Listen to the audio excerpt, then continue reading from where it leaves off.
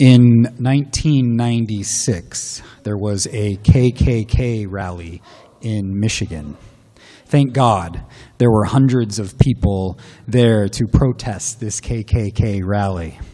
In fact, as we are seeing today, about 22 years later, the people protesting the KKK outnumbered that group. The 17 Klan members that day were met by 200 protesters. A white supremacist with a tattoo of Confederate flag on his arm walked by the crowd of protesters. One person in the crowd took his bullhorn and shouted through it, "There's the Klansman, get him." The crowd chased after the man. One person who chased after him was a woman named Keisha Thompson. She said, "I wanted to verbally harass him and torment him with my voice and ask him, 'What did I ever do to you to deserve so much hate?' But when the crowd caught up to the man, people started beating him with sticks from their protest signs, and they began stomping him with their feet. Keisha said the violence against this man spread like a wildfire. As this white supremacist fell to the ground while he was being beaten up, Keisha, an African-American woman, did something remarkable. She threw her body on top of this man. She reported that she put his head to her chest like a mother with a child, and she yelled for people to stop beating him. I don't know if you have seen pictures of this event, but they are amazing. But some members in the crowd continued to hit the man, and in so doing, they also hit Keisha. Soon, some people saw what was happening, and they pushed the people who were being violent against the man away, and that gave enough time for Keisha to walk this man to safety. She said about the event, "When people are in a crowd, they are more likely to do things they would never do as individuals. Someone had to step out of the pack and say, 'This isn't right.'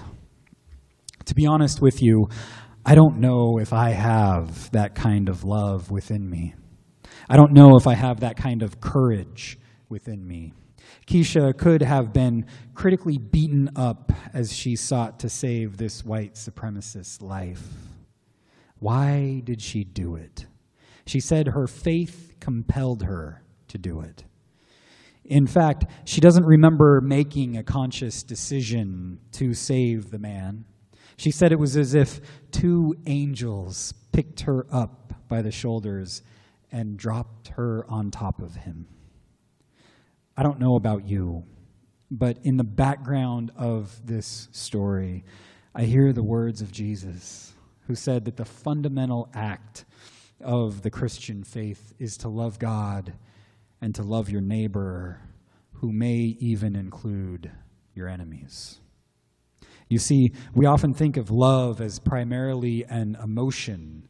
When we think of love, we think of things like romantic comedies, like The Notebook. But in the Jewish and Christian spiritual context, love is not primarily an emotion or a happy feeling towards someone. Love is a verb. Jesus said his mission was to love, and that love led him to actively proclaim the good news to the poor, to proclaim freedom to the prisoners, to give recovery of sight to the blind, to set the oppressed free, and to proclaim the year of the Lord's favor. So for Jesus, love is a verb. It's the same love that Ruth showed to Naomi when she traveled with her to a distant land. Ruth loved Naomi through actions. Ruth said to her mother-in-law, "Where you go, I will go. Where you lodge, I will lodge. Your people shall be my people, and your God shall be my God." And Keisha Thompson also knew that love is a verb.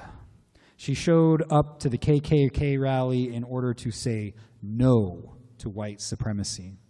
But Keisha knew that our struggle is not with flesh and blood, but with the powers and principalities of the world that lead to injustice, including the injustice of racism and white supremacy. And so she put love into action in order to say no to the KKK, and she put love into action in order to say yes to saving this man's life. Last Sunday, some of us learned at the last minute about the vigil at the synagogue Beth Israel in Portland. The vigil was in response to the horrific and tragic shooting at the Tree of Life Synagogue in Pittsburgh last Saturday. About 10 religious leaders from Judaism and Christianity and Islam spoke at that vigil. Each spoke from their own particular religious tradition. And each said that the answer to the conflicts and the tragedies we are experiencing is to put more love and compassion and kindness into the world. My friends, I think God's radical love and compassion and kindness is the hope for our world.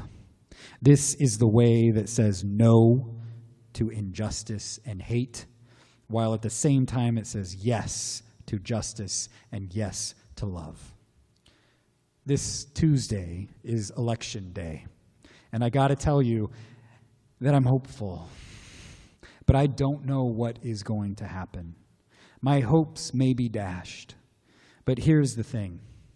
No matter what happens this Tuesday, God has given us a mission. My ultimate hope is not in politics. My ultimate hope is in God and in our divine mission. Because Jesus tells us to love our neighbor as we love ourselves. And we must always remember that our neighbor includes our Jewish neighbor, our Muslim neighbor, our atheist neighbor, our agnostic neighbor, our Palestinian neighbor, our immigrant neighbor, brown neighbor, black neighbor, white neighbor, rich neighbor, poor neighbor, gay neighbor, lesbian neighbor, straight neighbor, transgender neighbor, fun neighbor, annoying neighbor, enemy neighbor, Republican neighbor, and Democratic neighbor. We are called to love them all as we love ourselves. So as Tuesday comes and goes, remember that Jesus invites us on a mission to love. Because love is a verb that starts with God's unconditional love that is always coming towards us. And as we receive that love, God invites us to share that love with others. As Jesus reveals, love does not mean we sit back and play nice with injustice. Like Keisha Thompson, it might mean that we show up at protest rallies. And like Keisha Thompson, it means that as we struggle for justice, we risk loving even our enemies. For love means we seek to actively make the world a more just place. So, my friends, no matter what happens this Tuesday, the world is going to need a group of people to shine God's love and justice into the world. May we be that group of people. Amen. Hi, everyone. This is Adam Erickson, reminding you that no matter who you are or where you are on life's journey, you are welcome at Clackamas United Church of Christ. We are located at 15303 Southeast Webster Road in Milwaukie, Oregon. Our worship service starts at 10:30 on Sundays, except for during the summer months we start at 10 o'clock. If you'd like more information on our church, you can visit our Facebook page or our website at c-ucc.org.